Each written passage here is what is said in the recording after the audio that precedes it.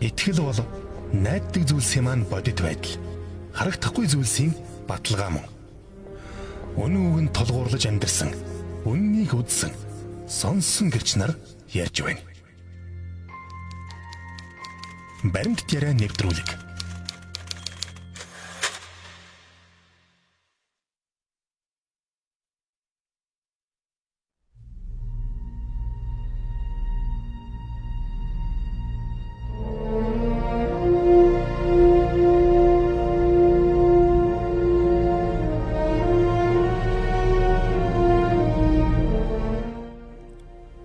Аримтүргийн сонсогчдоо Монголын Евангелийн эвслийн захиалгад баримтат яриа нэвтрүүлэг яг одоо танд шуудаар хүрэхэд бэлэн болсон байна. За өнөөдөр бид Христ итгэгчид нийгмийн ачааг үүрэлцэж гинөө гэсэн сэдвээр Библийн сургалтын төвийн захирал Лувсан гомб хэмээх хэрхэмтэй ярилцгаар урьж авчирсан байна. За танд орой мэндийг хүргэе. За та бүхэндээ энэ орой мэндийг хүргье. За бидний урилгыг хүлээн авч хүрэлцэн ирсэнд баярлалаа. Банк урьж оролцуулдаг 104.5 радиогийн хамт олонд талхаснаа илэрхийлье.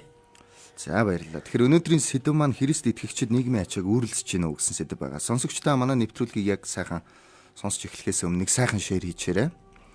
Сонсохыг хүссэн хүмүүстээ сонсохын тулд шеэр хийгээд за бас бидэнтэй холбоотой санал хүсэлтээ та комент хэсэгт бас 808599 тэг гэсэн утсаар мессежээр бас шуудаар холбогдох боломжтой байгаа шүү.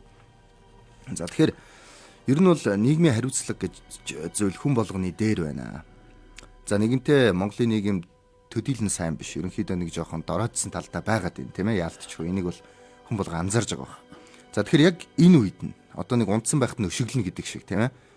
Дороодсон байхад нь шүүмжлээл зогсоодох нь нэг тийм сонирн байгаад байна. Нийгмийн шүүмжлэлт байр суурь гэж зүйл дээр иргэд ерөөсөө гар зогсчоол оролцох биш харин шүүмжлэх тал дээр зогсоод байгаа тийм дүр зураг бол өнөөдрийн Монголын нийгэмдэр ажиглагдаад байна. Гэтэл ер нь ардчил гэдэг зүйлийг хөгжүүлэхийн тулд иргэдийн оролцоо бол гарцаагүй хэрэгтэй байд юм а гэж манай бид бүхний сайн мэдих жаргал сайхан дефакто жаргал сайхан маань сайхан гой манай 2018 онд нэг ярилцлагынхаа үеэр хэлж ирсэн юм байна. За тэгэхээр тэр үгийг би бас ингэж татлаа л да. Тэгэхээр ер нь Христ итгэгчид яг энэ дунд нийгмийн тэр хариуцлагаас зүхтаагаад тийм үү? Яг нөгөө шүүмжилдэг дээр нэгээ зогсоод байж гинөө яг адилхан. Тэгэхээр тэр тал дээр та нэг хариулт өгөөч. Энд ч адилхан л нийгмийн ачаа болчиход байна шүү дээ. Санаа бол ерөөсөө нэг байна тий. Хуучин яг манай нийгмийг яагаад юм байдгийг нь би зүгээр өөрөө социологч тий. Нийгмийн судлаач хүний зүгээс харах юм бол бас нэг жоохон ойлгоход оролдоод идэх юм л да. Шилтгаан бид нар чинь социализмын нийгмийн үед амьдарч исэн хүмүүс ихтэй шүү дээ. Одоо яг шин залуу юм байна социализмын үед амьдраагүй тий. Тэгэхээр хуучин бидний надаас дээш ахмадууд бол мэдээж социализмын үед хүмүүжсэн, суралцсан тий тийм хүмүүс байгаад байна. Тэр нийгмээс нэг үлдсэн нэг тийм нийгмийн жоохон тулгамцсан асуудал юу байна гэхээр улс төр тий засаг бүгдийг нь шийдэж өгдөг нэг ийм асуудал байгаад байгаа байхгүй. Тэгэхээр энэ маань бидрийг юунд сургаад байна гэхээр бэлэнчлэг сэтгэлгээ гэдэг нэг юм руу оруулаад байгаа. Ер нь юм бэлэн хүлээж аваад тэн дээр одоо ажиллаж амьдардаг тий. Тэр бид нар чи бэлэнчлэг сэтгэлгээ гэж нэрлээд байдаг ийм нэг асуудал манай нийгэмд байгаа. Энэ бол яхахгүй маа жаргал сайхан гой хэлсэн шиг ялгаа байхгүй тийм. Тэгэхээр бидрээс өмнө явж исэн зах зээлийн нийгэм тий Америкийн нэгдсэн улс жишээлгээд ардчилсан орон гэдэг. Аль хэдийн ерөнхийлөгч Кеннедийн билүү хин мэлээ. За би зөв хэлж байгаа хаа Кеннеди тий. Улс надад юу хийж өгөх вэ гэж бодохоор хүлээхийн оронд би улсынхаа төлөө юу хийж болох вэ гэж бодоорой гэж хэлсэн тийм үгнүүд хүртэл байна тий. Тэгэхээр яг өнөөгийн бидний сонгосон тогтолцоо тий одоо юу гэдэг ардчилсан хүмүүнлэг иргэний нийгэм тэгээ зах зээлийн эдийн засаг гэдэг бол ерөөсөө улсаас хүлээж суух шаардлага ерөөсөө байхгүй юм байгаа шүү дээ. Аливаа нийгмийн асуудлыг шийдэхин тулд те энэ чинь нийгмийн хүмүүс нь шийддэг, хүмүүс нь хамтдаа ажилладаг те. Тэгээ зогсохгүй хамтдаа тэгээ заавал төр засаг хүлээн гэхгүйгээр бие биендээ тусалдаг ийм нийгмийн тогтолцоо аюу их гарч чадаад байна. Тэгэхээр энд бол Христэд итгэгч нарын оролцоо аюу их байгаа гэж би бодож байгаа. Их байгаа. Яагаад гэхээр Христэд итгэгч нар чинь нэг нэгдээд сүм чуулган одоо сүүлийн үеэр ярих юм бол Есүсийн цуглаан тий энэ гудамжаар нэг загалмаатай байшингууд нэг ийм цуглаан цуглаж шашин номынхоо одоо үйл ажиллагааг явуулдаг тий одоо юу гэдэг хамтарч цугладаг. Тэгээд цуглаад ирэхээр энэ хүмүүс чинь цуглаад бас нэг ийм өргөл хандив мөнгө цуглуулад тэгээд тэр цуглуулсан мөнгөөрөө өөрсдийнхөө үйл ажиллагааг дэмжихээс гадна альва нийгмийн сайн сайхны төлөө үйл ажиллагаа явуулаад байгаа байхгүй одоо юу гэдэг гудамжныхаа хүүхдүүдэд хоолунд өгөх ч юм уу хамгийн наад захын энэ асуудлаас эхлээд ингээд ирэхээр энэ нэгдсэн иргэд чинь бусад иргэдтэй мэдээж хэрэг зарим хүмүүс уурлах бах те та нар Есүсийн тухай ярих гэж тэгдэг штэ гэж. Гэтэ ямар ч сэтлэр байсан бэ те альва нийгмийн ийм иргэдтэй ингээд туслаад яваад ирэхээр нөгөө хүмүүс чинь ойлгоод эхэлж чинь те. За бид нар заавал улсаас тусламж авах хэрэггүй маань. Бид нар нийлээд ингээд туслах боломжтой юм байна гэдэг нэг ийм сэтгэлгээг Христийн сүмэд хүмүүсийн толгойд тарих толгойд нь суулгаад байна гэж би ойлгож байгаа байхгүй.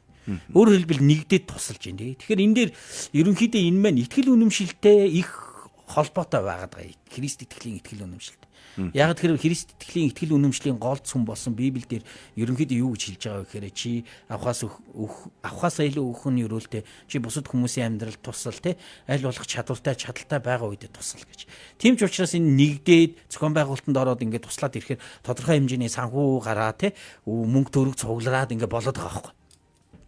Тийм ч учраас ер нь Христийн чуулганууд Монголын нийгэмдээ бол хувь нэмрээ оруулаад аль хэдийн эхэлсэн гэж би харж байгаа. Тэгэхээр би өөрөө одоо би энэ нэвтрүүлгийг захиалдаг Монголын Евангелийн судалгааны алба гэж байдгийн. Тэгээд Христийн сүмүүдийн талаарх судалгаа хийдэг ийм албанд ажилладаг хүнийхээ хувьд нэг тодорхой хэмжээний тоо баримт байдаг байхгүй.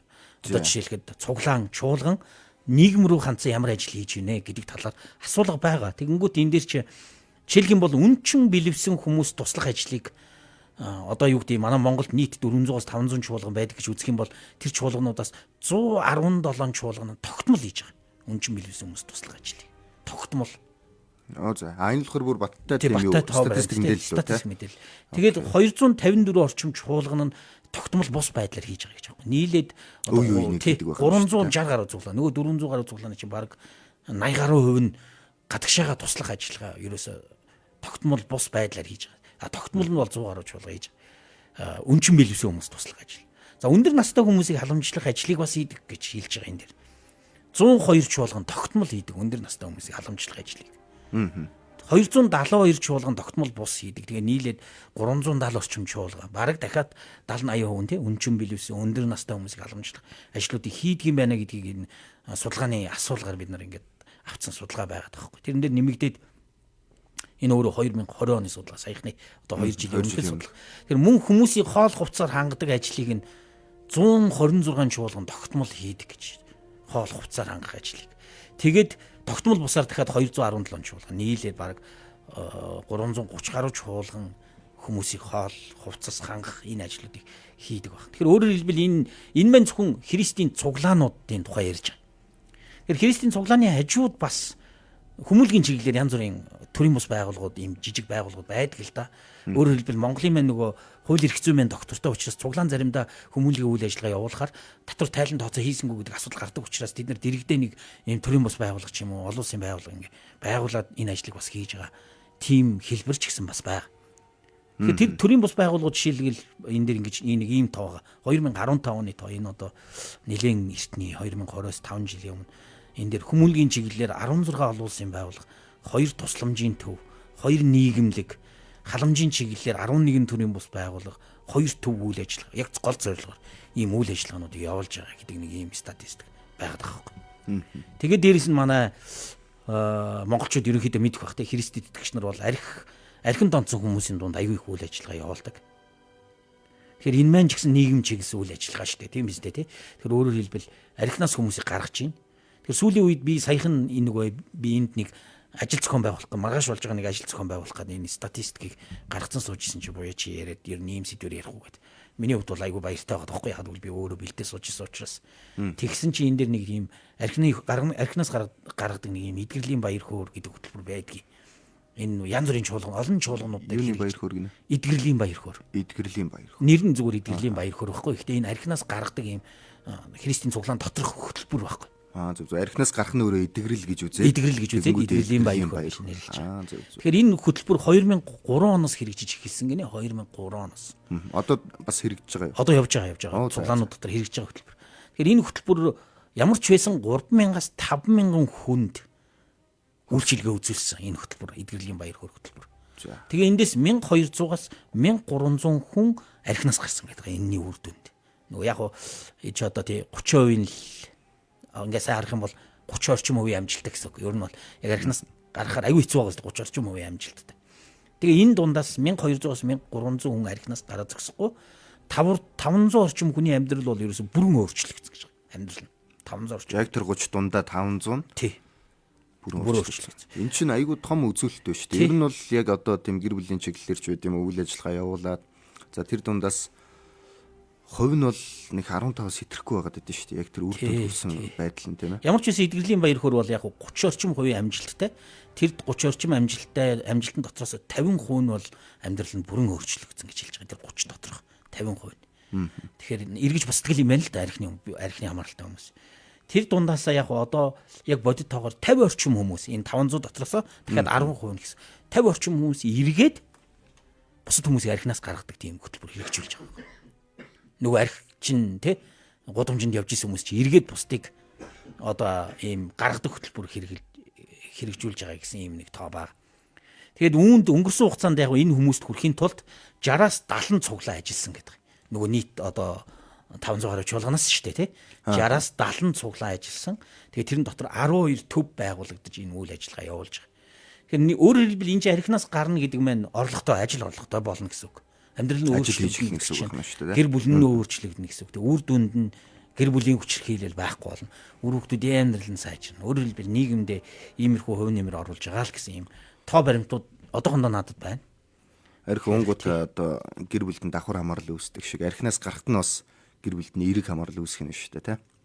Тэр ялч болоо. Бодоод үзэхээр гоё үстэй тий. Нэг айлын аав архинаас гараад ажил амьдралтай болоод тэр чинь л одоо ямар том юм бэ гэдэг аим шигтэй том нөлөө. За энэ бол ч сайхан ажил байна шүү дээ. За тэгэхээр нийгмийн ачааг үргэлжлэж гэнэ үү гэхээр ерөнхийдөө баахан тоо байна. Танд үгүйс тоо байна байгаа учраас баахан тоо үргэлжлэж байгаа юм байна гэж үзье л та тийм ээ. За тэгвэл нэг юм асуулт байна л та. За лам хүн баялаг бүтээдгүү татвар төлдөг гэж монголчууд их ярьдаг. Лам хүн баялаг бүтээдэггүй татвар төлдөггүй гэл нөгөө ламдраа жоохон алаг үзэл тийм ээ. Тэгвэл би яг асууж л да. Пастор юу ер нь баялаг бүтээж татвар төлд юм. Адилхан л яг шашны үйл ажиллагаа явуулж байгаа хүн. Тэгж ихэдэл бас хэлэхэр болж штэ тийм ээ. Яг лам хүн баялаг бүтээдгүү татвар төлдөггүй гэдэг нь яг тухайн үеийн татвар тогтоомжтой холбоотой асуудал байсан л баг л та тийм. Тухайн үед лам хүмүүсийг татвараас чөлөөлдөг байсан юм уу? Яг зарим оронд тэгдэг. Пастор лам нарыг татвараас чөлөөлдөг тохиолдол байгаа л да. Гэтэл Монголд бол яг татвараас чөлөөлдөг юм уу? Бараг үгүй баха. Өөрөөр хэлбэл манай пасторууд нийгмийн даатгал төлдөг. Орлогын 10% татвар төлдөг баг тийм. Тэгэхээр миний хувьд бол би татвар төлдөг. Цугуулгаанд ажилладаг, хажуугаар нь библийн сургуульд ажилладаг. Тэгээ өнгөрсөн удаа нөгөө нэг тийм ирдэг штэ мэйлэр те та тэдэн төгрөгийн татвар төллөө баярлалаа гэдэг. Нилээдэн сая төгрөгийн татвар төлсөн гэж жилийн ингээ нэг тийм юу иржин гэрчлэгээ хараа баяр болж байгаа тийм би бас улс та хонь нэмэр оруулдаг юм байна гэх хараа. Нилээдэн сая гэхэр бас тэрийг 10-аар үржээд орлогоо тооцож болоод байгаа шүү дээ. Тий. Тэгэд яг хөө тэр чинь бас эргээд нөгөө байр лизингээр авахар чинь нэг тэгдэг штэ мэдхүү. Байр лизингээр авахар манай улс чинь бас хөнгөлт үзүүлдэг штэ. Байрны тадрын хөнгөлт үзүүлдэг. Байрны худалдаа авсан нийт дүнгийн хэдөө буцааж өгдөг. Мөнгө өгдөг байхгүй манай улс чинь. Гэтэ тэр буцааж мөнгө өгөхдөө яаж өгдөг вэ гэхээр чиний жилийн төлж байгаа татварыг гасчдаг байхгүй. Тэгээ тэр мөнгө чинь буцаад ороод ирдэг. Татвар төлсөн мөнгө чинь. Өөрөөр хэлбэл тэгж буцааж өгдөг байхгүй юу? Шинэ гэр бүл байр авч байгаа тохиолдолд. Тэгэхээр би бол одоо юу гэдгийг тэр байрныхаа буцаалтыг 2-3 жилийн дотор буцаад авчлаа. Татвараараа. Тэгэхээр нэг тийм бас төлж ийсэн. Тэгэхээр ямар ч байсан пастор хүн бол баялаг бүтээж татвар төлдөг. Ямар ч байсан татвар төлдөг. За баялагын хувьд. Тий. Баялаг бүтээх гэдэг нэг ийм ойлголт байна. Хөрх лам нар бас татвар төлдөг баг. Би бас лам биш болохоор яг өмнөөс нь хэлж мэдэхгүй байна тий. Тэгэхээр ямар ч байсан гэхдээ татвар төлөхөөс гадна нэг ийм одоо миний нөгөө юу арах гэдэг тий нөгөө социологч нийгэм судлаач юм байна. Талын мэдээлэл жоохон орох гэдэг. Ер нь альва зүйлийг материалгаар үнэлж тооцох юм бол материаллык баялагаар тооцох юм бол яг ингэж хийж болох байх тий лам пастор баялаг бүтээдэггүй татвар төлдөггүй ингэж хэлж болох байх. Гэхдээ сүүлийн үед тийм биш болсон байхгүй. Аливаа зүйлийг баялагаар үнэлэхээ болцсон. Энэ нийгэм хөгжиж чинь тий хүний нийгэм хөгжөөд аливаа нийгэм хөгжиж байгаа шалтгаануудыг судлаад нэг ийм нийгмийн шинжилгээ ухааны нэг ийм чухал салбар гарч ирсэн. Тэгэхээр би сүүлийн үед энэ талаар ном уншиж таарсан. Тэгэхээр ялангуяа бидний сайн мэдэх Монголд нэг удаа ирж исэн энэ Стэнфордын их сургуулийн профессор Франсис Фукуяма гэдэг Америкийн Япон эрдэмтэн байдаг хөө. Дэлхийд алдартай эрдэмтэн. Энэ хүний зохиол нэг тийм нийгмийн буян гэдэг ном монгол хэлээр орчуулагдсан 2 бот ном нийгмийн буян. Тэгэхээр нийгмийн буян буюу энийг айгүй гоё орчуулсан нийгмийн буян гэж. Тэгэхээр энийг англиар хэлэх юм бол social capital байхгүй нийгмийн капитал гэсэн үг. Тэгэхээр капитал гэдэг өөрөө хуучин юу гэж ойлгож ирсэн бэ? Материалгаар ойлгож ирсэн байхгүй. Аливаа юмыг капитал гэж нэрлэхээр тэр капитал нь ашиг өгдөг материалыг капитал гэж нэрлэдэг гэсэн байна. Яг үйлдвэрээс гарч байгаа тийм гарт баригдах бүтээгдэхүүн ашиг өгдөг материал. Би энийг айгүй энгийнээр чам тайлбарлая заяа. Чи машин авлаа гэж бодъё. За. Машин капитал биш байхгүй. Яагаад гэвэл машин ашиг өгдөггүй байхгүй. Яг сүүлийн үед манай пүрүүснүүд жоохон ашиг өгөх гээд байна те. Хууж хэрэгжилж байгаа зархаа те. Хэрэгжилж байгаа зархаар буцаад нөгөө анхны авсан үний нөхөж аваа зогсохгүй. Дээрээс нэмээд тодорхой хэмжээний ашигтай зарж болдог те. Нэг тийм пүрүүснүүд нэг ийм яг бусад машин мэдхгүй пүрүүснүүд бол нэг ийм тодорхой хэмжээний капиталын шин чанарыг харуулдаг байгаа байхгүй. Өөрөөр хэлбэл хэрэгжилж байгаа хугацаанд үн чинь өсөд байна гэсэн үг. Ойлгож байна капиталын шин чанар. Тэгэхээр юу капитал байдаг вэ гэж хэлэхэд сүүлийн үед манад үйл хөдлөх хөрөнгө байрнууд капитал байдаг байхгүй. Тэр нь юу гэсэн үг гэхээр байр бол үнэн нь өсөөл ээждэг. Ашиг өгдөг. Ашиг өгдөг. Өшөө жишээлбэл номын капитал гэдэг байхгүй. Ном нэгэнтээ хевлээ тавьсан байх юм бол зарагдвал мөнгө нь орж ирээлээ. Чи юу ч хийхгүй байсан тэр чи яаж ийн? Мөнгө орж ирээд байгаа байхгүй. Мөнгө орж ирээд. Байр ч гэсэн юу ч хийхгүй байгаад орж ирээд байна. За дээрэс нь өөр одоо капитал жишээлгээд юу яаж болох вэ? Хадгаламж, банкны хадгаламж өөрөө капитал байхгүй. Чамаг юу ч хийхгүй байхад өсөөл те эргээл хөрөнгө оруулалт хийгээд ийм юмны капитал. Өөрөөр хэлбэл юу ч хийгээгүй буцааж оруулж тэгэхээр энэ банкны хүмүүс харуул нам миний энэ нөгөө бүдүүлэг тайлбарыг ямар ч хэлсэн уучлаарай те материалын капитал. Гэтэл энэ Фукуяма юу гэж ярьсан бэ гэхээр нийгмийн капитал байна гэж ярьсан. Нийгмийн капитал. Тэгэхээр нийгмийн капиталыг юу гэж үзсэн бэ? Итгэлцэл гэж үзсэн байхгүй. Итгэлцэл. Альва хүмүүсийн хооронд итгэлцэл. Тэгэхээр энийг Фукуяма айгүй энгийн тайлбардаг байхгүй. Японы нийгэм, Германы нийгэм хоёроор тайлбарладаг байхгүй. Германы нийгэм, Японы нийгэм хоёр хамгийн их нийгмийн капиталтай орнууд гэж. Яагаад энэ хоёр хамгийн их нийгмийн капиталтай орнууд байна гэхээр хүмүүс хоорондын итгэлцэл нь амар өндөр байхгүй энэ хоёр нийгэм. Одоо жишээлгээд бид нар ярьдаг те Япон хүмүүсийн ингээд бие биенээрээ тонгоосон те амлалт болвол бичгээр нотротоор баталгаажуулсанд адилхан хүн зэнтэй гэж. Тим хэмжээний итгэлцэл. Тим хэмжээний итгэлцэл. Ерөөсө нэг ингээл амлсан бол тэрнийхээ төлөө одоо юу гэдэг те ерөөсө тэмцэж тэрийг биелүүлдэг. Германчууд бас тим юм шиг байгаа. Нийгмийн капитал нь тийм өндөр. Тэгэхээр өөрөөр хэлбэл ингээд явангууд чи энэ чинь яадаг энэ нийгмийн капитал чинь нийгэмдээ юу авчирдаг вэ гэхээр хамаг зардлыг нь байхгүй болгочтой гэрээ бичих. Заас юу мó одоо ингээл одоо манайх тий итгэх гэж хүмүүстэй итгэх гэж аюул зовж штэ. Нотротоор баталгаажуулаад ирэлгэн гэрээ байгуулал гин тэр гарын үсэг зур тэгээд ахтал те итгэлцэл нэвдрэл ингээл энэ нийгэм ч өөрөө ингээд нөгөө итгэлцэлгүй болоод ирэхээр тэр нийгмийн үйлдвэрлэж байгаа нөгөө харилцаач өөрөө капитал нийгмийн капиталаа бүрдүүлж чаддгүй юм байна л да. Аянда хурдан хөгжих юмыг айгу удаан юутай ингэж Фукуяма тайлбарлаад байгаа байхгүй. Гоё тайлбар шүү дээ. Тэгэхээр энэ нийгмийн капиталыг юу одоо Фукуямагийн асуулт тийм байхгүй. Энэ нийгмийн капитал хүмүүс хоорондын харилцааны итгэлийг юу сайжруулах вэ? Юу сайжруулах? Тэнгүүт засгийн газар биш байхгүй. Засгийн газрын юм хийсэн юмнууд ер нь бол нийгмийн капиталд хувь нэмэр оруулж магадгүй. Гэхдээ ерөнхийдөө засгийн газраас хийж байгаа үйл ажиллагаа нийгмийн капиталыг сайжруулдаг. Юу сайжруулдаг гэхээр олон нийтийн хамтын байгууллагууд нийгмийн капиталыг сайжруулдаг гинэ. Олон нийтийн хамтын байгууллага. Өөрөөр сайн дураараа нэгдсэн хамтын байгууллагууд олон нийтийн сүм чуулганыг хэлэх гээд байна. Тий сүм тэр дотор нь орно. Христийн сүм тэр дотор нь. Олон нийт өөрсдөө хамтраад байгуулад тэгээ тэрэндээ тэр дотор итгэлцлээд аюу гүнзгий явагддаг гинэ. Яг сүүлийн үед манай итгэгч дотор нэг тийм гаж ойлголтод байгаа тий. Христчин үсчин хаа байна. Христчин барилгачин хаа байна тий. Заримдаа христчин юу ч гэдэг. Энд чинь нөгөө хоорондын итгэлцлийг нь харуулдаг байна. Нөгөө хүн итгэлийг нь эвдэхгүй. Ойлгож байна тий. Нөгөө зөв зөв. Одоо жишээ нь ажил олгогч хүн за Христ итгэгчүнийг ажилд авнаа гэж ярьдсан байж тээ. Зөв. Тэгвэл тэр чинь нөгөө хүн чинь итгэх гээд байгаа байхгүй. Энэ хүн сайн ажиллана гэдэг тодорхой хэмжээний. Итгэлийн хөрөнгө оруулалт тэр хүнийг ингээ авах гэдэг юм. Тий. Тэгэхээр зөвхөн яг Фукуяма бол зөвхөн сүм цуглаан гэж ярихгүй байгаа. Нийгмийн хамтын байгууллага тэрэн дотор одоо жишээлгээд нуруу барьчдын холбоо. Эсвэл бол одоо юу гэдэг юм те хөлөг бөмбөг сонирхчдын клуб. Одоо эсвэл бол өөр юу гэдгийг те ингээ нийгмийн хүмүүс сайн дураараа нэгдэн нийлсэн нэг юм бүтцүүдийг яриад байгаа байхгүй. Эдгээр л юм л ерөөсөө нийгмийн капиталыг хөгжүүлдэг юм а гэж Фукуяма үздэг. Энийг хөгжүүлэх хэрэгтэй. Гэтэл манайхан яг эсрэгээр энэ манай нийгэм яг эсрэгээр төрлөө юм бүх юмыг нь авич гад айгаад тодорхой хэмжээний асуудал байгаад байгаа гэсэн үг. Хүмүүс хоорондоо нэгдээд юм хийж болж байхад заавал тэрийг төрийн зохицуулалт руу оруулах шаардлага байна уу үгүй юу гэдэг чинь өөрөө ардчилсан орны одоо юу гэдэг хамтын ажиллагааны тэмцэлтэй юу гэдэг хэрвээ төр булааж аваад өмнөөс нь булааж аваад те одоо бүр хөл өмгийн клубын асуудал руу төр ороод ирлээ гэж бодъё чи те. Бүр ядаргаа болно шүү дээ тий. Хөлбөмбөг яаж тоглох тий. Яаж хамтрах. Тэр байтугай гарманаас гараа мөнгө нийлүүлээд хамтдаа талбай хөслөх жахад хүртэл төр орж ирэл ингээл хуулиар зохицуулаад татвар гэж шүү хүмүүсээ. Тий хуулиар зохицуулал ингээл эхлэх юм бол харин ч бүр тий эн чинь нөгөө нийгмийн капиталыг тодорхой хэмжээнд эвдэж байгааг нь л юм жишээ болгож харагдаад байна. Гэтэ яг хөө энэ дээр мэдээж хэрэг манай бодлого боловсруулагч нар олон хүмүүс ажиллах л баг тий. Хаана яг хязгаарлалт байгаад хаана хүмүүс хамтын ажиллагаа. Асуулт болыг пасторын баялаг бүтээдгүү гэдэг байгаа шүү дээ. Амар хол явцсан байх. Тэгэхээр та нийгмийн одоо баялаг бүтээх за Фукуямагийн хэлснээр бол энэ бол итгэлцэл бол одоо нийгмийн баялагта орж ийнэ гэж үзээд байна. Тэгэхээр өөрөөр хэлбэл энэ пасторын итгэлцэл оюун санааны асуудал байхгүй энэ. Итгэлцэл чи тийм биз дээ оюун санааны асуудал. Өөр материалын юм биш. Тий. Гэтэл чинь энэ пастор чуулган тий энэ хамтын ажиллагаа зохион байгуулж байгаа хүмүүс хоорондын итгэлцлийг сайжруулж ийн гэж хэлээд байгаа байхгүй би. Энүүгээрээ баялаг бүтээж байна. Энүүгээрээ тий тодорхой хэмжээний баялаг бүтээж ийн. Гэтэл одоо энэ баялаг бүтээхгүй гэдэг чинь өөрөө аюул том хэмжээний асуудал болоод хувирсан байгаа хэвээр сүүлийн үеийн нийгэмдэр.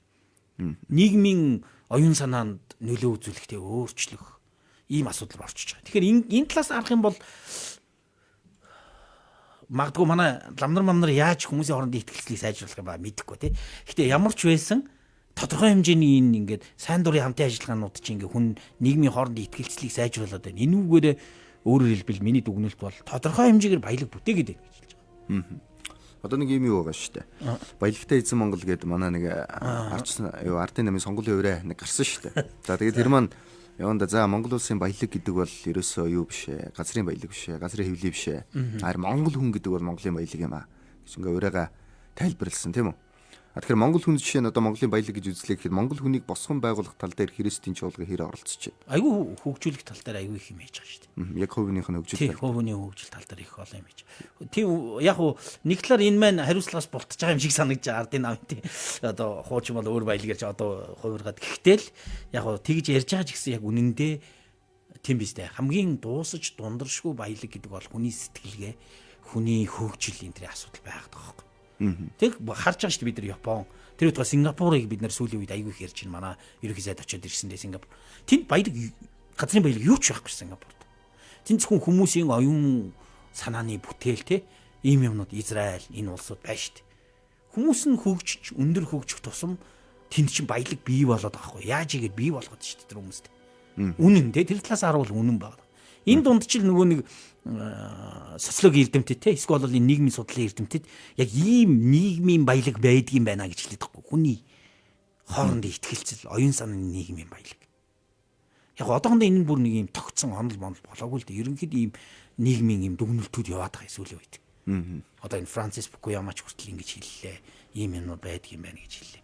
Ийм яваад байгаа байхгүй ерөнхийдөө. За тэгээд хитрхи хол баахан онлын юмруу орчих. Гэхдээ энэ нь эргээд өөрөөр хэлбэл нөгөө оюун санааны удирдагч нар, шишний удирдагч нар. Тэр баялагийг юу гэж харахаас тодорхой хэмжээгээр баялаг бүтээж байна. Яаж харахаас энэ аюул шалтгаална л гэж хэлээд байгаа юм. Ер нь бол. За ойлгомжтой. Тэгэхээр түрүүн бас та нэг эхний асуултанд хариулахдаа олон статистик мэдээлэл танилцууллаа шүү дээ. За англиар тэглээ гэж. За яг хуу яг Христ итгэгчдийн талаар яриад за өмнө нь бас нэг иймэрхүү нэвтрүүлгүүд хийжсэн л та. За Христ итгэгчид хүмүүсийг гурил будаагаар хуурж итгүүлээд байна уу. За тэгээд одоо Христ итгэгчид хүнд өгөөд өгснөр одоо юу гэдэг хүмүүсийг ингээд нэг юм руу хулигтаад байна уу, тэ оруулах гээд байна уу гэсэн нэг тиймэрхүү сэдвтэй нэвтрүүлгүүд хийхэд за хөвчлэн зочдын маань өгсөн тайлбар бол за энэ бол Христ итгэгчид ерөөс үндсэн үүрэг болоод өгөгдчихдээ юм аа. Нийгмийн яг одоо тийм талбар дээр ажиллах те тусламж хэрэгтэй байгаа газар нь туслах. За тэгээ хаана тийм байна, тэнд бол бид нар ажил байна гэх мэтчлэн. 5 саяус ингээд статистик мэдээллийн үед бид нар ингээд өнчөө бэлэвсэн хүмүүст инглээ, өндөр настай хүмүүст инглээ гэх мэтчлэн танилцууллаа л да. Тэгэхээр яг энэ яриг харахаар яг эсэргээр нь би зүгээр нэг зүйлийг ингээд асуучих гэж бодож байна. Нийгэм хаана одоо жишээ нь ингээд хүмүүс тусалж байгаа сайн юм байна. Тэрэн дээр нь бид нар ингэсэн бохгүй, бид нар тэгж байгаа байхгүй юу гэдэг ч юм уу те. Заримдаа нэг хийцэн юм дээр ингээд өөрсдийнх нь нэрийг оруулах гэдэг нэг тиймэрхүү юм анзаарагдаад идэв шүү дээ. За. Тэр ер нь нийгэмдэр хаана ингээд хэрэг цай гарч ийнэ. Тэнд бол Христ итгэгчтэл байж идэв гэх мэтчлэн нэг талаар нэг өөрсдийгөө дөвийлгөөд байгаа юм шиг. За нэг тиймэрхүү байдал анзаарагдаад байна уу? Яагаад вэ? Ер нь Яг бол эсрэг талаас нь л асууж штэ тий. ер нь бол яг хүмүүс өөрийгөө дөвийлэгдэх байх тий. Энэ маань магадгүй тухайн хүний зан чанарын хэр зэрэг чанартай хүн бай. Тэрнтэй бас их холбоотой байх. Ер нь бол. Өөрөөр хэлбэл жишээлх юм бол нэг хэсэгтээ би бас нэлээд өөрийгөө дөвийлгэсэн. Биний хувийн өөрийн зан чанар байхгүй. Би бол одоо жишээлбэл өөрийгөө айгүй сайн нөхөр гэж бодсон. Айгүй сайн хадам ээжтэй бол айгүй сайн хүргэн гэж бодсон Хүүхдүүдтэй сайн аав гэдэг. Тэгээ бодсон. Тэгээд өөрийгөө тэгж бодоод өөрийгөө нэлээд тооноо. Тэгээд сүүлдээ яг бодоод байсан чи энэ миний сайн байх мотив сэтэл маань тэ сэтэл. Одоо юу гэдэг сайн байх гэсэн нэг тэмүүлэл маань энэ чинь миний итгэл үнэмшилтэй холбоотой байгаад байгаа байхгүй. Өөрөөр хэлбэл Библиэтэй. Миний энэ Есүс эзний сургаалтай холбоотой байгаад байгаа байхгүй. Тэгэхээр тэр сургаалыг дагаж амьдрах юм бол сайн болж болоод байна гэсэн үг. Яг заримдаа өөрийгөө дүүл гэж болно. Гэхдээ яг үнэндээ бид нар энэ сургаалыг дагаж амьдарч байгаа учраас бидний мөн чанар сайжирдаг байхгүй. Христэд итгэж бидний. Тэгэхээр би зүгээр ингэж Христэд итгэж нар яагаад сайн юм бэ? Ямар мундаг сайн юм бэ гэж асуух юм бол яг энэ хүн яагаад сайн байна гэдгийг нь асуугаасаа гэж хүсэж байдаг байхгүй. Яагаад? Тэгэхээр энэ дээр нэг ийм сургаал байгаа. Одоо эзэн Есүсийн ийм сургаал энэ бидний тэр өөрчлөд байгаа итгэл үнэмшил дотор эзэн Есүсийн нэг ийм сургаал байдаг байхгүй. Тэр ямар сургаал гэхээр авахаасаа өгөх нь илүү ёроолтой гэж. Авахаасаа өгөх нь илүү ёроолтой. Манай нийгмийг харуул одоо ингэ тий бид нар хийж байгаа тий Библийн сургаал юм биш. Тий Библийн сургаал. Яг манай нийгмийг харуул практик дээр яг мэдээж хэрэг ард түмэн маань ядуу байна. Тэ? Ер нь бол их хэцүү байна.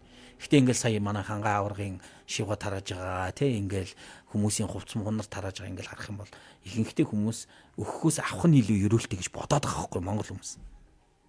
Авч ивэл болоо. Авч ивэл болоо, өгж ивэл авч ивэл. Нэг таксины жолооч эмэгтэй битэрийн маргаан яг тэгсэн байхгүй. Сонгуулийн үеэр мөнгө тараадаг тухай тэр эмэгтэй яриад тэгээд тэр эмэгтэй ингэж хэлж байгаа байхгүй. Чи тэр мөнгийг нь аваад өөрийнхөө дуртай хүнийг сонгочих. Ямар хамаатай ингэж хэлж байгаа байхгүй ерөөс. Энэ манай нийгмийн сэтгэлгээ байхгүй зүгээр авчих. Гэхдээ саналж хийж арахгүй. Тий саналж хийж арахгүй шүү дээ. Чи зүгээр аваад санал өгч. Гэтэл би болохоор амар нөгөө эмэгтэйгээ үүд аягүй мангар юм ярьж байгаа байхгүй. Үгүй авч болохгүй. Яагаад ч авч болохгүй. Яагаад? Яг үл эн чинь нэг талаас шудраг биш. Нөгөө хүнийг өөгшүүлнэ. Өгж байгааг нь өөгшүүлнэ. За. Тэгээ өгөөд нөгөө хүн гарчих юм бол бусад хүмүүстэй юу гэж тайлбарлах юм те дараа улсын хурлд гарч байгаа хүмүүстэй. Өгөөд гардаг тийм биз дээ. Ингээд нийгмийн тэд араас нь тий жишг юм ингээд тогтоогод. Тэгээд дээрэс нь энэ ч өөрөө Библийн дагуу биш байхгүй яг би өөрөө нөгөө Христ Библиэл дээр ингэ авилгал авах нь Библийн дагуу биш гэж байна. Тэгэхээр яг ийм тэ өгөхөөс авах нь илүү ёроолтой гэж боддог ийм нийгэм донд нөгөө Христ итгэгч нарын эзэн Есүсийн авахаасаа илүү өгөх нь ёроолтой гэдэг сургаал дагна гэдэг өөрөө хэцүү байдаг байхгүй яг үнэндээ амаргүй. Гэхдээ Христ итгэгч нар сурдаг ер нь бол буцааж өгөх ёстой юм байна. Талархах ёстой юм байна. Бурхны ивэлийг бусдад дамжуулах ёстой юм байна. Дандаа авах ёсгүй юм байна. Ингээд суралцж эхэлж байгаа. Тэгэхээр шинэ сэтгэлгээнд суралцж. Шинэ сэтгэлгээнд суралцж. Нийгэмд хэрэгтэй сэтгэлгээ биш үү тийм ээ. Библиэл дээр энийг бол давтан ярьдаг. Энэ дээр Есүс ингэж ярьсан. Үүс номны 20 дугаар бүлгийн 35 гэх нэг юм ишлэл байдаг байхгүй. Энэ дээр юу гэж хэлсэн гэхээр ингэж зүтгэж байж дорой нэгэндээ тус болох ёстойг би та нарт үзүүлсэн. Мөн эзэн Есүсийн айлцсан авахаас өгөх нь илүү ёроолтой гэсэн үг их санагтун гэж юм. Есүсийн шавь Паул гэдэг нэртэй хүн ингэ сургаж байгаа байхгүй. Паул бүр өөрөөрөө үлгэр жишээ болгож ажиллаж хөдөлмөрлөж бусдад туслах ёстой жишээг харуулад тэгээд араас нь юу гэж хэлж байгаа юм гэхээр энэ Есүс эзний энэ үгийг байнга санджээ гэж хэлж байгаа. Тэгээ яг энэ Есүс хэлсэн энэ үгийг Европын нийгэм тэр чигтээ дагсан байхгүй Европын нийгэм. Барууны орнууд, Европын орнууд. Тэгээд Америкийн нэгдсэн улс, барууны бас нэг улс. Эдгээр яагаад бусад улс оронд өгөөд байгаа юм гэдэг асуудал гарч ирж байгаа байхгүй. Тэр бүр тэрний цаана мөн чанарт нь энэ сургаал бас яваад байгаа байхгүй. Бусдад өгөх ёстой. Тэр байтугай Америкт бол одоо 12 дугаар сар тий 11 12 дугаар сард ч хүмүүс ингээд нийт жилийн орлогоо аваад хаашаа өгөх вэ гэдэг уралдаан болдог байхгүй бүр. Тэр үеэр нөгөө ашигын бус байгууллагууд нийгэм тусаж байгаа ашигын бус байгууллагууд аль болох илүү жилийнхээ орлогыг хурааж авах гэж ингэж сурталчилгаа явуулаад нөгөө хүмүүсийн өгж байгаа мөнгийг хурааж авдаг ийм том бүр амар их хөргөн хэмжээний юм болдог бүр. Тэгээ эний чинь бид нэг хүмүүст айгуугай тарааж өгнө гэдэг. Тэгээд шударгаар тарааж өгнө гэл тэнд одоо янз бүрийн байгууллагууд одоо самарын хэрэгтэй юм дээр нь туслана. Самарын хитвч, авралын хайрам гэдэг ийм байгууллагууд нөгөө мөнгийг нь аваад тэр мөнгөөр дэлхийн эргэн тойронд хэрэгцээтэй хүмүүс тусалдаг бүр ингээд ийм аж үйлдвэр индастри бий болсон байхгүй өөрөө.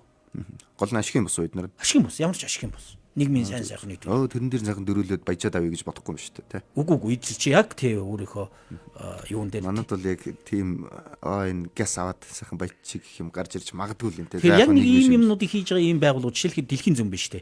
Баруунаас ирж байгаа тусламжаар Монголд байгаа хүүхдүүдийн сайн сайхны төлөө ажилладаг тий. Энд чи цэвэр тусламжийн асуудал шээ.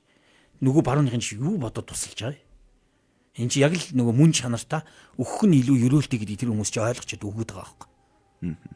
Тэрийг илүү системтэй болгож илүү системтэй болгоод яг тийм хүүхдүүд нь авчиж өгөө тий. Хоол тэжээлийн дутагдaltaй хүүхдүүд боловсролын асуудал энэ төр дээр ингээ хөрөнгө оруулж байгаа. Тэд нар чи яг хариуцлагатай тайлан тооцоо хийгээд ингээ явдаг байгууллага. Дэлхийн зүнгээс авахлаа зүүндөө олон. Одоо энэ улаан загал маань нийгэмлэг юм тэд нар болох тийм ээ. Тэр ингээ харахаар энэ дээр чинь нэг юм Христэд итгэгч нарын дотор нэг юм итгэл үнэмшил байгаад байгааг харж байгаа шүү дээ. Авахаасаа илүү өгөх нь ерөөлтэй ингэж. Тэгэхээр яг энэ дээр тоглолт хийгээл бид нар өгдөг те бид нар лаг гэж ярьж болно л доо хамаахгүй. Гэхдээ Библи бас араас нь бас нэг юм хэлсэн байдаг. Тэр нь юу вэ гэхээр Библийн дагуу бол уг нь бол тэр хүн өгж байгаагаа сайрхаж ярих ёсгүй гэсэн ер нь бол. Тэр Библиэр бүр ийм сургаал байдаг аахгүй. Эзэн Есүсийн дагалдагч нартай хэлсэн. Та нар бусдад харуулах гэж хүмүүсийн өмнө ямар нэгэн зөв юмыг үйлдэхээсээ сэрэмжил гэж. Эс түгээс тэнгэр итгэх эцгээс чинь шагнал олдохгүй. Тиймээс та нар өглөг өгөхдөө хүмүүсээр хүндлүүлэх гэж гудамжинд хоёр нүртнүүд шиг өөрийнхөө өмнө бүрээ бүү тат. Харин ч тий өглөг өгөхдөө баруун гарынхаа юу хийж байгааг зүүндээ мэддэхгүй өг.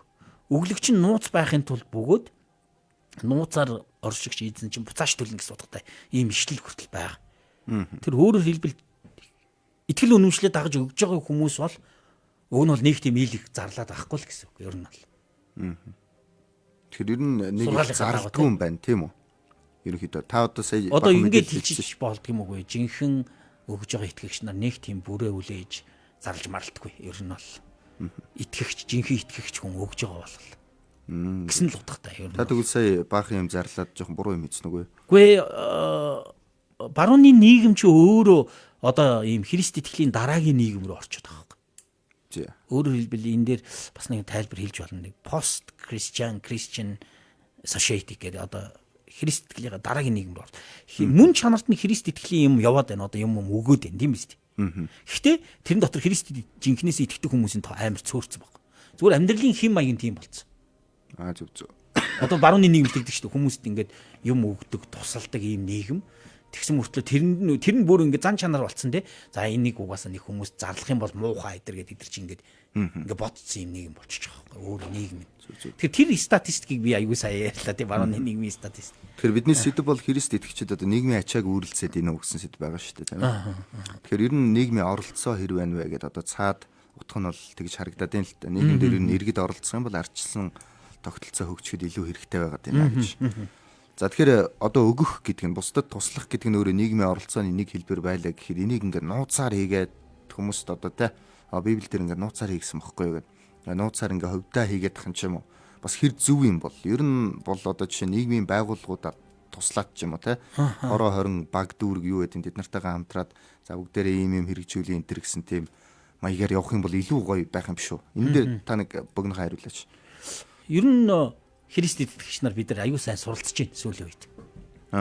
Ухаалаг ажилч гэсэн сүүлийн үед аюу сурж байна. Ер нь бол одоо нөгөө таны ярьж байгаа шиг нэг юм хамтран төрийн байгууллагуудтай хорооныхонтой хамтраад ажиллах юм дээр аюу суралцж эхэлж байна. Одоо манай Христийн сүм чуулганууд суралцаад эхэлж байгаа байхгүй. Тэгээд тэрний нэг том чухал зүйл нь юм төсөл гэдэг нэг юм хөөрхө хэлбэр гараад ирсэн байхгүй. Ер нь бол одоо жишээлгээд гудамжныхаа нүүрт царай те одоо юу гэдэг орчин тойрныхоо нөхцөлийг өөрчлөе. Гэрийн жижигхэн төсөл байлаа гэхэд Христэд итгэгч нар ингээд тодорхой хэмжээний төсөв гаргаад хашаамшаа будаад ингээд эргэн тойрныхоо хүмүүстэй хамтраад ингээд ажиллах жижиг төсвүүдийг зарим чуулганууд хөгжүүлээд эхэлж байгаа. Одоо сүүлийн үед цуглаанууд зөвхөн өөрсдөө дотоод үйл ажиллагаанд явуулаад зогсохгүй номын сан байгуулалт эхэлж байгаа байхгүй. Тэгээд тэр номын санд нь цуглааны хүүхдч байна уу, цуглааны биш хүүхдч байна уу, ороод ном унших боломжоор хангаж. Жижигхэн номын сангийн төсөл Нэгэнтээ зүгээр өөрөө энгийн номууд номууд байх уу? Энгийн номууд ч байна, шашны номууд ч байна. Гэтэ яг энгийн номуудыг уншсан ч болно, шашны номуудыг уншсан ч болно. Мэдээж хэрэг яг нөгөө цуглаан гэдэг чинь өөрөө шашныхаа байгууллага, шашныхаа тодорхой хэмжээний сурталчилгаа хийх гэж байна. Тэрийг уг нь бас ойлгох хэрэгтэй байхгүй. Гэхдээ тэр дээр цуглааны биш хүн ороод өөр ном унших тэрнийг нэг хөөж гаргах тийм байхгүй шүү дээ. Энд төсөл байхгүй. Хүүхдүүдийг ном уншихгүй гараараа чи гэх юм байхгүй. Тэгэхээр ийм төслүүдэд суралцаж эхэлж байгаа байхгүй манай Христэд итгэгч нар. Тэгээд хамтдаа ийм олон нийтийн байгууллагатай хамтарсан ийм төслүүдийг хэрэгжүүлээд эхэлж байна. Тэгэхээр оролцооны хувьд тодорхой хэмжээний оролцооны хэм маяг нь дээшилж байгаа гэж би ойлгож байгаа. Айгүй сүүлийн үед тийм юмнуудыг айгүй сонсож байгаа би бол. За тэгэхээр нэвтрүүлгийн цаг маань ерөнхийдөө жоохон өндөрлөх тийш дөхөд байгаа учраас яг энэ зүйлийг бол энд нь ингээд орхиё. Ямар ч зүйл ойлгомжтой тайлбар өглөө гэж бодлоо. Баярлалаа. За тэгэхээр гэр бүл салт гэсэн бас нийгмийн нэг ачаа байдаг. За Монгол улс бол ер нь 1990-ад оноос хойш салтын статистик мэдээллээрээ бол айгүй өндөрт яваад байна тийм ээ. Тэгэхээр гэр бүл салтын тал дээр Христ итгэгчид нийгмийн ачааг яаж үргэлжлэж байна? Тэг гэр бүл бол одоо нийгмийн салшгүй нэг ч угаасаа тэг гэр бүл. Тэгэхээр гэр бүл байгуулах гэдэг өөрөө айгүй их чухал тэг шийдвэр тэг ер нь амьдралын нэг тийм сургамжуудаас уншдаг шүү дээ. Амьдралдаа гаргаж байгаа хитгэн чухал шийдвэр байдаг тэг жишээлх юм бол ямар мэрэгчлэлтэй болох вэ? Амар чухал шийдвэр. Карьерээ сонгох тий.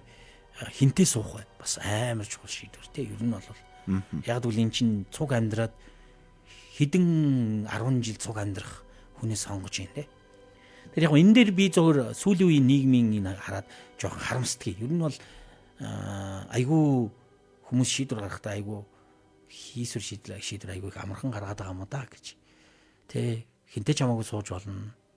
Энэ бол миний дуур тий. Тэгээд юу гэдэг амьдралыг тодорхой хэмжээний бүтэн харж чадахгүй 10 настай байх үедээ зүгээр л ингээл тий гудамжиндаа таарсан хүнтэйгээ ингээл хайралт дурлж ингээл үерхэл мэдээж хэрэг хайралт дурлж болно. Гэхдээ амьдрал чинь ингээ нэг тийм цогц штэ тий олон жил. Энэ дээрээ жоохон ийм алдаатай одоо төлөвшөөгүй тийм шийдвэрийг гаргаад байгаа юм болов уу гэж би зүгээр сүүлийн үед өөрөө дүгнээд байгаа байхгүй. Нийт залуучуудын хувьд тэгээд энэ бас Христчтэй нийт тий Монголын залуучуудын хувьд. Тэгэхээр яг аав ээж нь энэ талаар айгүй гэрийн хүмүүжил олох ёстой шүү дээ. Ер нь хүүхдүүдтэй тий чи хэдэн нас хүртэл хүнтэй суухгүй боловсрол олох ёстой. Чи ингээм амьдрал бэлдэх ёстой. Энэ тал дээр аав ээжүүд бол хэлж байгаа. Гэхдээ ер нь аав ээжийнхээ үгэнд орж байгаа юу эсхийг мэдэхгүй. Гэхдээ яг христийн чуулганууд энэ дээр юу хийж ийн гэхээр сүүлийн үед христийн чуулганууд гэрлэгч байгаа хүмүүсийг хооронд нь хичээл заадаг юмнууд хэрэгжүүлж эхэлж байгаа байхгүй. Гэрлэлтэнд бэлтгэх хичээл. Энд чинь бас тодорхой хүнд юм бодуулаад байгаа байхгүй хүнд. Одоо юу гэдэг нь зарим нь бол бүр ингээд 40 хичээл хийдэг ч юм уу 10 хичээл хийдэг ч юм уу тийм ингээд зарим нь яг ганц нэг хичээлийгэл явна зарим нь 10 хичээл хийдэг ч юм. Тэр хооронд чинь хүмүүс зан чанарынхаа мөн чанарыг ойлголцож чинь ер нь бол яаж амьдрах хэвээр амьдралд хамтдаа яаж бэлдэх хэвээр ийм олон зүйлүүд хийж байна. Энэ өөрөө хамт суун гэсэн үг. Тий хосоор хамт. Хосын сургуультай хүн шүү дээ. Нөгөө нэг ингээд христийн зүмийнхэн ингээд пастор ингээд нөгөө нийлэл ингээд гэрлэлдэг штэ тий. Тэгэхдээ тэр чинь бас тэрнээс өмнө бас тодорхой хэмжээний хичээл хийгээд байгаа байхгүй юм. Одоо нийлүүлэн гэрлүүлэн гэдэг нь хоёр суу гэж нийлүүлэхийг хэлээд энэ үгүй зүгээр нөгөө хоёр чинь пастораар ирээд ингээд цуглааны өмнө юм ёслол үйлддэг байхгүй. Хурмаа хийх гэж байна тий. Хурмын ёслол. Тэрнээс өмнө тийм хичээлүүд явж байгаа гэсэн үг. Мэдээж хэрэг хичээл хийж чадж байгаа цуглаанч байна чадахгүй байгаа цуглаанч байна. Гэхдээ ихэнхдээ хэрвээ ингэ хичээлүүд хийгээд эхлэх юм бол хүмүүс айгүй даацтай шийдвэр гаргаад байгаа байхгүй. Даацтай. Бүр зарим тохиолдолд манай найз пасторд ярьж ирсэн. Хичээл хийж явахдаа хуримтлага болцсон хүмүүс хүртэл байдаг байхгүй. За боливол гэдэг үү? Тий. За. Тэгэх юм бол бас болж штэ тий. Би чи буруу сонголт хийх гээд байгаа юм байна. Харин тий айгүй харамсалтай. Зарим талаас харамсалтай тий. Зарим талаас юу. Тэгтэл нэг ийм тохиолдлууд бас байна. Тэгэхээр яг энэнийг хэрэгжүүлэх юм бол Монголын нийгэмд ийм гэрэлтэнд бэлтгэх хичээл тий ийм юмнуудыг ингээ хэрэгжүүлээд эхлэх юм бол тодорхой хэмжээний ийм осолтой шийдвэрүүдийг хүмүүс гаргах нь баг болох байх л гэж би зүгээр нэг талаас харж байна. Өөрөөр хэлбэл энэ тал дээр бол христч нар ийм хийгээд ихсэн тий. Тэгээд Библи дээр өөрөө хийгээд эхэлсэн гэдэг нь одоо хизээнэс гэсэн үг. Үүд ер нь цуглаанууд хийгээд эхэлсэн аль хэдий. Одоо оноор нэрх юм бол хизээ. Одоо чи цуглаан чи баг тий 4 сараас эхэлсэн юм уу яасан. Цуглаан чи баг сүүлийн үед Монголын нийгэмд 30 орчим жил болж шít христийн цуглаан. Тэгж байна. 1990-д. Тэр дунд эрт тийм хичээл хийдэг цуглаанууд ч байсан баг.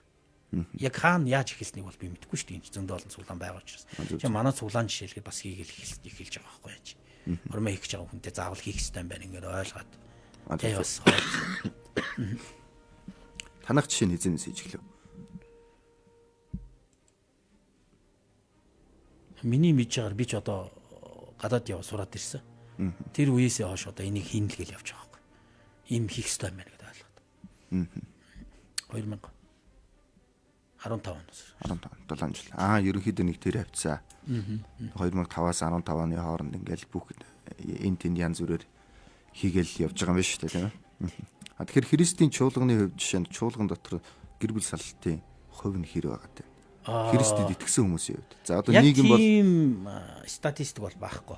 Гэхдээ яг эн чи өөрөө цуглаан дээр жишээлх юм бол хурмыг айгу ноцтой үзэж байна. Тэгээд амлалт авч байна.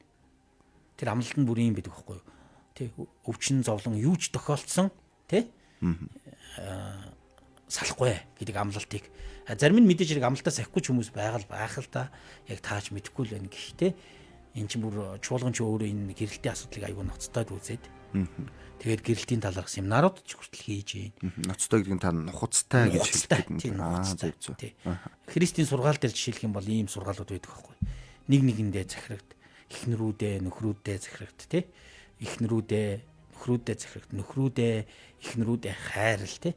Бие биендээ захирагд гэсэн ийм сургаалууд Христийн цуглаан дээр заагдж байна. Гэр бүлд хэрэгтэй тий ийм мэдээлүүд өгөгдөж байна. Тэгээд тэрнийга зөндөөс сонсож байгаад хурмаа хийж байна тий. Нөхрөө хүндэтгэх ёстой, нөхөр нь ихнэрээ хайрлах ёстой, гэр бүлээс гадуурх бэлгийн харилцаа гэдэг бол төвчшгүй байх ёстой тий. Төвчшгүй. Ингэж болохгүй. Энэ бол одоо Христэд итгэгчдийн хувьд бол энийг гимн үйл гэж чинь гэр бүлээс гадуурх бэлгийн харилцаа. Мэдх юм бол одоо юу гэдэг энийг хурцаар тавигдах хэрэгтэй асуудал байхгүй энэ ерөөс. Ерөөсө байлгаж болохгүй асуудал гэж үздэг байна шүү дээ. Тэр иймэрхүү гэр бүлийн боловсрал ийм зүйлсүүд цуглаан дээр бол зөндөө хийгдэж байгаа. Ойлгомжтой.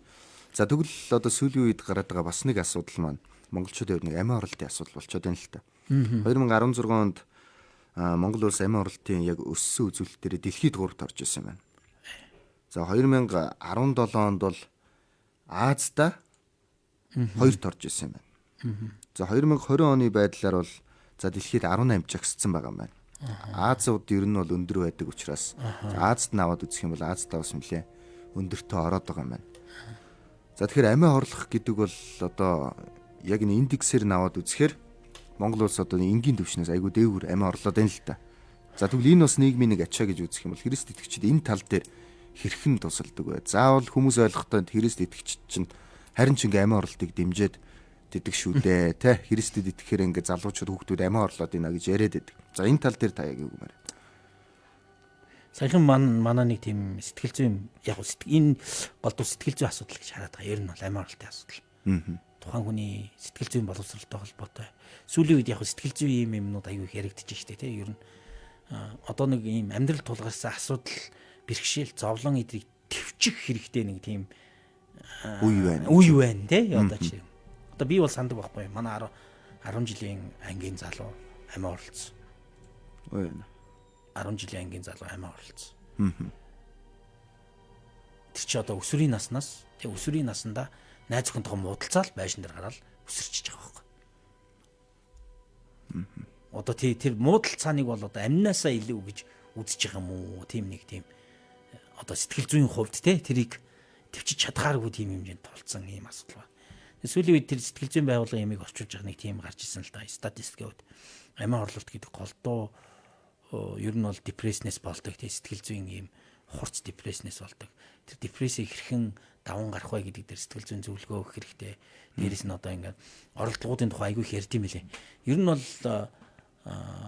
амиа орлох оролдлогууд хийгдэх үед эмэгтэйчүүд айгүй их олон байдаг гинэ. Ер нь амиа оролдлого хийгдэх үед. Оролдлогын үед эмэгтэйчүүд олон. Гэтэ статистикийн хувьд өгсөн тохиолдолд ирчүүд олон байдаг гинэ. Арай зөрөгтэй байгаа тийм. Үгүй ээ тэр нөгөө зөрөгтэйгоосоо биш. Ирчүүдийн чинь нөгөө гаргаж байгаа нөгөө авж байгаа харах хэрэгсэл нь шүү дээ амиа орлох шааргасл. Айгүй хүнд юм сонгодог байхгүй. Зөв. Одоо өндөр байшин дээр сүсрэх юм уу? Эсвэл бол одоо шууд хутах мис ч юм уу тий? Эсвэл бол дүүжлэгдэж тийм арга хэрэгсэл нь өөрөө нөгөө өхөлөх магадлал айгүй өндөртэй гэсэн. Эмэгтэйчүүдийн болохоор айгүй баг байдаг гэнэ. Ийм уугч юм одоо нэг тийм арай юу гэдэг Тэгэхээр орлогуудын талаар нэг яриад дэмий баг. Тэгэхээр нийгэмд бас сэтэл төрүүлэх маягаар тий. Тийм учраас одоо юу гэдэг энэ хүмүүст тий сэтгэл зүйн талаас нь боловсрол олгох хэрэгтэй гэдэг дээр бол христийн чуулганууд аягүй их ажиллаж байгаа гэсэн үг. Ер нь бол хүмүүсийн сэтгэл зүйн тал дээр тий боловсрол олгох. Тий. Өөрөөр хэлбэл яг сүүлийн үед Христ итгэгч нар ер нь сэтгэл зүйн талаар их суралцж байна. Сэтгэл зүйн талаас нь зөвлөгөө өгч байна. Сайн дураараа хүмүүсээ сонсож байна. Гэтэ энэ дэр нэг ийм асуудал байгаа шүү дээ. Сэтгэл зүй гэхээр заавал мэрэгжлийн тухай ярих хэрэггүй. Энэ дэр ярилцах асуудал яригдчих байгаа байхгүй. Хүмүүс хоорондоо ярилцах асуудал. Одоо сайн найзууд, нөхдүүд тий амьдрал тулгарсан асуудлуудаа бие биендээ ярьдаг нэг ийм жижигхэн бүлгүүдийн тухай яригдчих байгаа байхгүй энэ дэр. Тэнгүүт яг Христэд итгэгчдийн хувьд бол тийм бүл байдаг байхгүй. Итгэх чадвартай бүлүүд тодорхой явдаг, бие биендээ ярьдаг.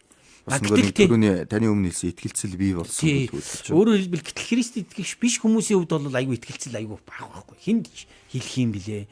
Яах юм блэ гэдэг асуудал гарч ирдэг. Хэлэнгүүд цаашаа ярьчихноо. Тэгээд энэ гол нэг юм уу. Энэ дэр нэг ийм өөрөөр хэлбэл яг мэрэгжлийн сэтгэл зүйчээс зөвлөгөө авахаасаа илүүтэй тий өөрийг нь сонсоод ойлгоод тэгээ зөвлөгөө өгч чадaltaй ийм хүмүүсийн хэрэгцээ хүмүүст аягүй их байгаад байгаа бас тодорхой хэмжээ.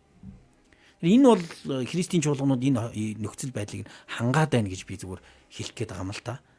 Одоо бие биенийхээ сонсох орчныг нь бүрдүүлж гин тий. Тэгээд дээрэс нь бие биенийхээ төлөө залбирч өгч гин. Тэгээ зогсохгүй би сэтгэл зүйн тийм зөвлөгөө өгч чадчих.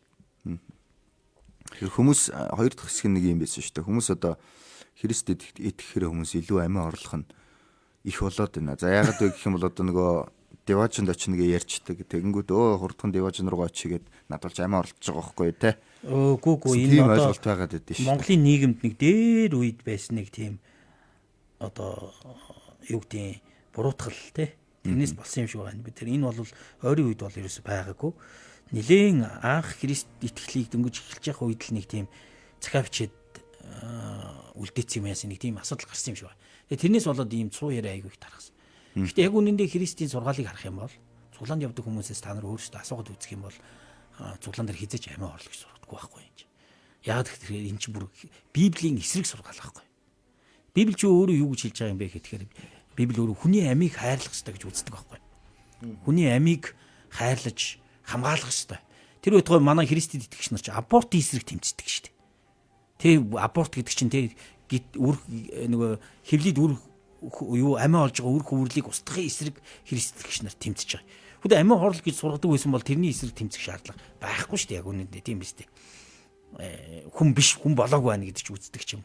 Тэр өөрөөр хэлбэл Христ итгэлийн сургаалын мөн чанарт хүний ам үн цэнтэй гэж үздэг сургаал байгаа байхгүй хүний ам үн цэнтэй. Утга учиртай. Өөрөөр хэлбэл энэ үн цэнтэй утга учиртай бурхан энэ хүнд амьдралыг зөвшөөрөөд бурхан энэ амьдралыг юм бэлхам ийм төлөвлөгөөтэй гоё амьдралаар амьдруулъя гэж тэгжсэн чинь нөгөө хүн өөрийнхөө амийг хорлчихсан бол энэ бол бурханы төлөвлөгөөний эсрэг хийж байгаа. Бурханы эсрэг хийж байгаа аймчигтай гим нүгэл болчихж байгаа амиа орлоо. Тэгэхээр Христийн цуглаанд байгаа пастор болгонд тэгж зөвлөж байгаа гэсэн амиа орлож болохгүй. Энэ чинь бурханы тушаалыг зөрчиж байгаа асуудал. Бурхан хүний амьдралыг утга учиртай болгодог. Хүний амьдрал утга учиртай болохын тулд хүн өөртөөгаа гим нүглээсээ салах ёстой. Тэр гим нүглээс хэн салгадаг вэ гэхээр Есүс эзэн загалмай дээр цовдлогдоод хүний гим нүглээс нь салгадаг. Тэгэхээр Есүс эзэнд итгээд чанартай гайхалтай тийм бэлхам амьдралаар амьдр. Тэр Бурхны Есүс эзний бидний амьдралд тавьсан төлөвлөгөөтэй гайхалтай амьдралаар амьдр гэж сургадаг болохоос биш амин хорл гэж сургадаг тийм сургаал бахан бол энэ одоо Библийн эсрэг юм ярьж байна гэсэн үг. Библийн үн цэнийн эсрэг юм ярьж байна гэсэн үг. Тийм сургаал хэрвээ Христэд итгэгч пасторууд сургаж байгаа бол энэ бол байж болохгүй. Яг л өөрийнхөө дагдаг Библийн эсрэг ярьж байгаа гэсэн үг байхгүй. Тэгэхээр ямар ч тийм амин орлох талаар дэмжсэн тиймэрхүү байхгүй юм биш үү тийм ээ. За баярлалаа сонсогч танд Монголын Евангелийн эвслийн захиалгад баримт дээр нэвтрүүлэг хүрлээ. Өнөөдөр бид Христ итгэгчид нийгмийн ачааг үүрлцэж гин үү? Эсвэл эсэргээрээ зүгээр шүүмжлээд ямар ч оролцоо байхгүй. За тэгээд бүр нөгөө талд нь гараад тийм үү? Бид нар бол өстой хамаагүй хүмүүсээ. Одоо Христтэй итгэл явж нийгэм яаж дороотно уу байна уу? Ерөөсө бид нарт падлын алга гэж боддог тийм төрлийн хүмүүс үү гэдэг талаар тодруулахаар Библийн сургалтын төвийн захирал Лувсан гомиг эрхмийг үрж авчирч ярилцлага авлаа сонсогчдоо эндээс хариулт авсан болов уу гэж найдаж байна. Та манай нэвтрүүлгийг сонсохыг хүссэн хүмүүстээ шеэр хийж түгээгээрэй. За ингээд өнөөдрийн нэвтрүүлэг маань энэ түрээд өндөрлж байна. Эх 7 хоногт бүгдээрээ шинэ нэвтрүүлгээр шинэ сэдвтэй шинэ зочинтойгоор эргээд уулзцгаая. За баярлалаа.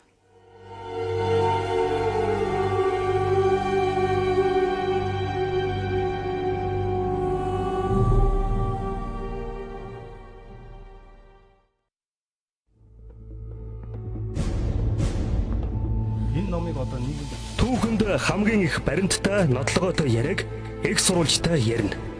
Баримтат яриа нэвтрүүлэг.